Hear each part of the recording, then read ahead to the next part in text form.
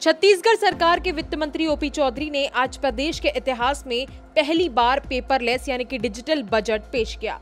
वित्त मंत्री जिस ब्रीफकेस में बजट लेकर विधानसभा पहुंचे उसमें छत्तीसगढ़ की आदिम जनजाति कला की पहचान ढोकरा शिल्प से भारत माता और छत्तीसगढ़ महतारी की तस्वीर बनी थी।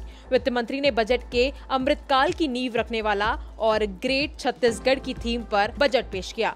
वित्त मंत्री ओपी चौधरी की घोषणाओं में पिछली सरकार की कई योजनाओं के लिए कोई पैसे आवंटित नहीं किए गए। इनमें पिछली सरकार की बहुप्रचलित नरवा, गरवा, घुरवा और बारी योजना के अलावा गोबर गौमूत्र खरीदी योजना, अनेक प्रकार की न्याय योजना के लिए भी पैसे आवंटित नहीं किए गए। कांग्रेस सरकार के कार्यकाल में लागू की गई केवल बिजली बिल हाफ योजना के लिए वित्त मंत्री ने 1274 करोड़ के प्रावधान का ऐलान किया है। तो इसका मतलब ये हुआ कि इन योजनाओं को सरकार आगे नहीं चलाना चाह रही है।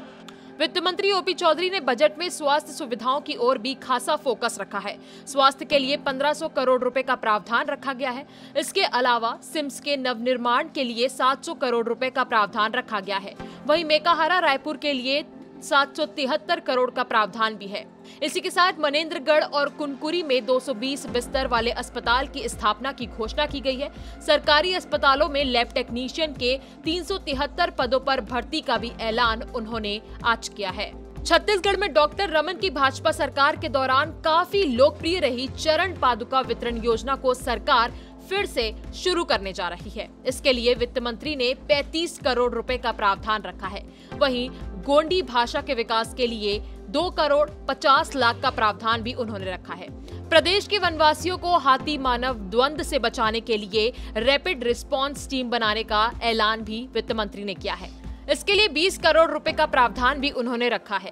वित्त मंत्री ओपी चौधरी ने प्रदेश के कृषि बजट में 33% की बढ़ोतरी की है। अब कृषि के लिए कुल 13,438 करोड़ रुपए का प्रावधान होगा। सिंचाई बांधों के लिए 72 करोड़ रुपए का प्रावधान किया गया है।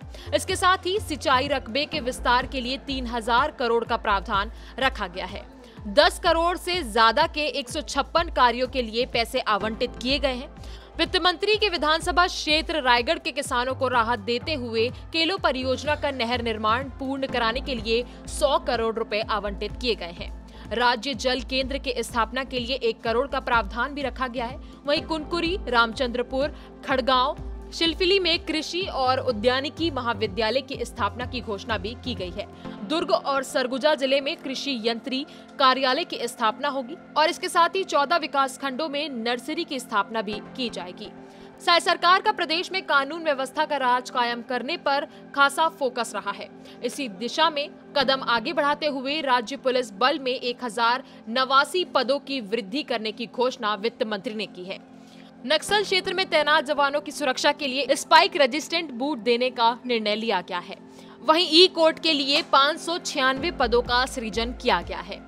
इसके साथ ही राजधानी रायपुर में बने नालंदा परिसर की तर्ज पर प्रदेश के 22 स्थानों में बड़ी और समृद्ध लाइब्रेरी बनाई जाएगी। नया रायपुर में IT हब विकसित करने की घोषणा भी की गई है।